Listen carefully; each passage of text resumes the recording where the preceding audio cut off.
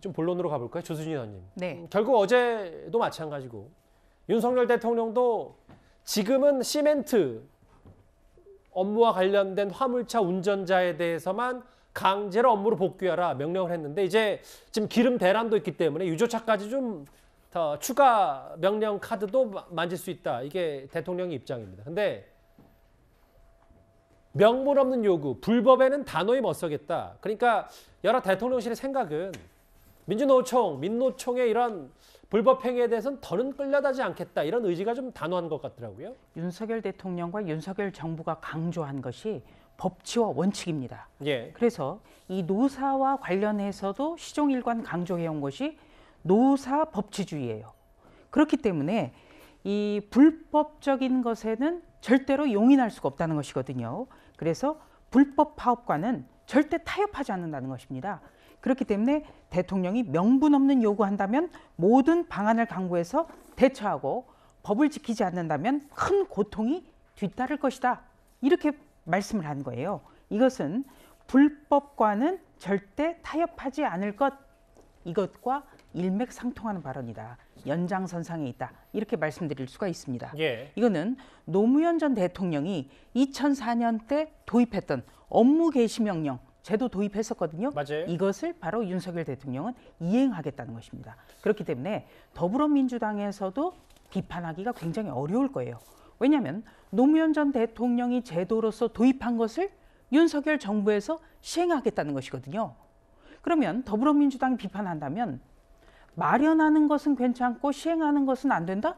이런 논리적 모순이 생기는 것입니다. 그러니까 18년 전에 노무현 정부 때 만들었던 이 업무 개시 명령 제도를 처음으로 윤 대통령이 썼다고 해서 이건 뭐 기반을 마련했고 실제로 노 전 대통령도 당시 민노총에 대해서 나중에는 이제 초강수로 또 대응한 부분도 있기 때문에 이런 걸 지금 조 의원님 말씀하시는 겁니까? 네, 그렇습니다. 그리고 윤 대통령이 걱정하는 것은 이번 화물연대의 운송 거부, 이것은 물류를 볼모로 잡아서 다른 산업 분야까지 마비시킬 수 있기 때문에 예. 여기에 대해서 단호하게 대처해야 된다. 이런 판단이 깔려 있습니다.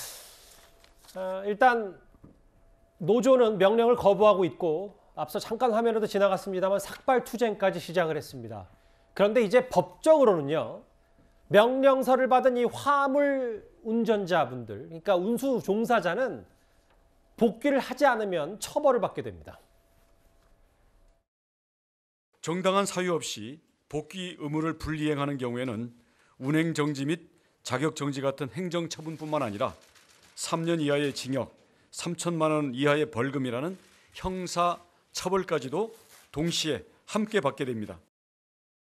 화물 노동자 업무 개시 명령으로 내 맘대로 법과 원칙을 남발하는 대통령에게 국민은 업무 정지 명령을 발동하고픈 마음이라는 걸 잊지 말길 바랍니다.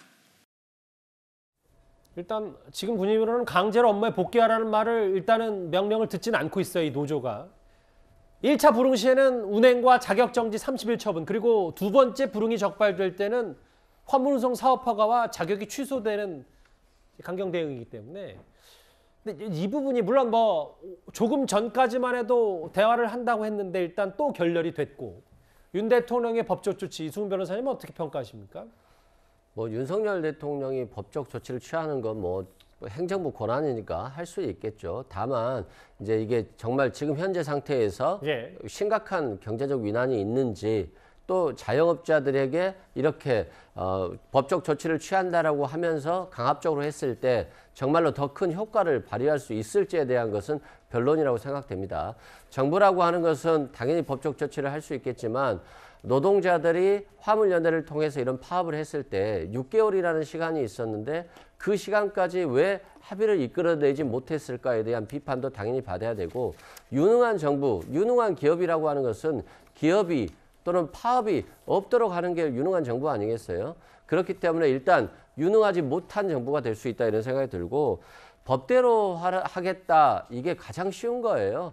뭐 법대로 하는 게 뭐 어렵겠습니까? 경찰이, 검찰이, 법원이 있으면 법대로 하면 되는 거죠. 다만 정부라고 하는 것은 법 이전에 어떤 국민들의 마음을 또 기업인들의 마음을 노동자들의 마음을 헤아려 주는 게 중요한 게 아니겠어요? 화물연대가 하는 얘기가 뭐냐면 자신들은 자영업자인데 왜 영업을 안 한다고 해서 처벌하느냐 이거거든요. 예. 또한 고물가와 고임금 또 고유가 때문에 굉장히 손실이 많이 일어나고 있기 때문에 이 부분에 대해서 비판을 하고 있는 거예요. 이걸 꼭 화물차주들이 자영업자들이 다 감당해야 되느냐의 문제이기 때문에 이런 문제까지도 정부가 잘 헤아려서 노동자들과 잘 대화하고 화물연대 차주들과 잘 대화했는지 이것까지도 좀 정부가 성찰해 봤으면 좋겠다 이런 생각이 듭니다. 일단 그럼에도 불구하고 윤석열 정부는 시멘트 종사자 말고도 유류차 이렇게 다른 업종 분야까지도 추가 명령을 시사하고 있기 때문에 글쎄요, 뭐 이번 주말까지 고비가 될 것 같습니다. 저희가 준비한 1위였습니다. 다음 주에는 대장동 의혹 속보로 가보겠습니다.